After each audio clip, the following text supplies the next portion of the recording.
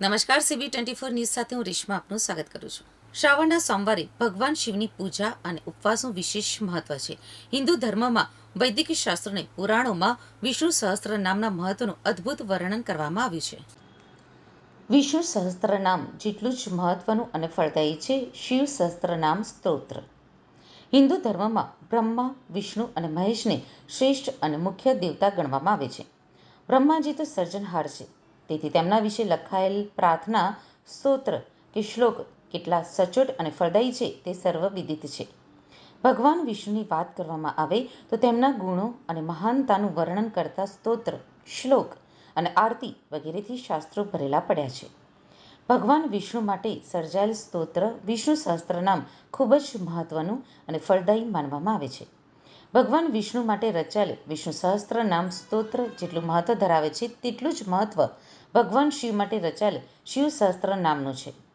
શિવ પુરાણમાં શિવ સહસ્ત્ર નામ સ્તોત્ર વિશે વિસ્તારપૂર્વક વર્ણન કરવામાં આવ્યું છે. ભારત દેશમાં હિન્દુ ધર્મ માટે શ્રાવણ મહિનો ખૂબ જ મહત્વનો છે. હિન્દુ ધર્મમાં શિવ ભક્તો માટે ખૂબ જ પવિત્ર અને શક્તિશાળી મહિનો માનવામાં આવે છે. ખાસ કરીને શ્રાવણના સોમવારે ભગવાન શિવની પૂજા અને ઉપવાસનું વિશેષ મહત્વ છે. આ દિવસે જો કોઈ ભક્ત ભક્તિભાવથી અને નિયમિતપણે શિવ સહસ્ત્રનામ સ્તોત્રનો પાઠ કરે છે તો તેને અકલ્પનીય પુણ્ય અને શિવની કૃપા પ્રાપ્ત થાય છે. શ્રાવણ મહિનાના સોમવારે બ્રહ્મ મુહૂર્તમાં સ્નાન કરો અને સ્વચ્છ વસ્ત્રો પહેરો. શિવલિંગની પૂજા કરો, દીવો અને ધૂપ પ્રગટાવો અને શાંત ચિત્તે શિવ સહસ્ત્રનામ સ્તોત્રનો પાઠ કરો. હિન્દુ ધર્મમાં શિવ સહસ્ત્રનામ સ્તોત્રનું ખાસ મહત્વ અને મહાત્મ્ય છે. શિવ સહસ્ત્રનામ સ્તોત્રમાં ભગવાન શિવના 1000 પવિત્ર નામોનું વર્ણન અને મહત્વ દર્શાવવામાં આવ્યું છે. શિવ સહસ્ત્રનામ સ્તોત્ર વિશે શિવ પુરાણમાં વિગતવાર વર્ણન કરવામાં આવ્યું છે. શિવ પુરાણ ઉપરાંત લિંગ પુરાણમાં પણ શિવ સહસ્ત્રનામનો વિસ્તારપૂર્વક ઉલ્લેખ કરવામાં આવ્યો છે.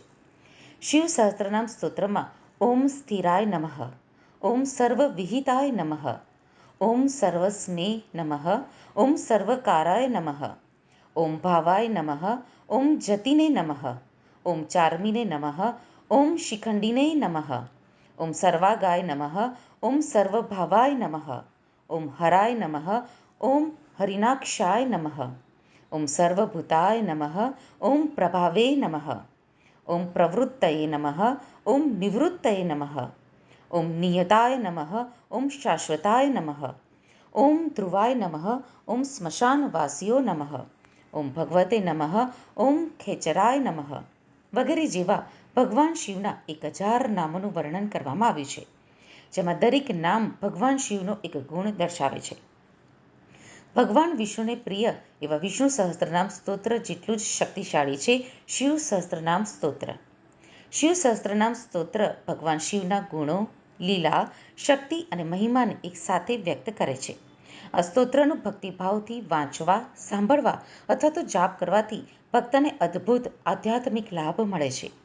શિવ સહસ્ત્રનામ સ્તોત્રના પઠનથી ભોલેનાથના આશીર્વાદ ખૂબ જ સરળતાથી મેળવી શકાય છે, જેના કારણે ભક્ત અને શિવ વચ્ચે એક દૈવી સંબંધ બંધાય છે.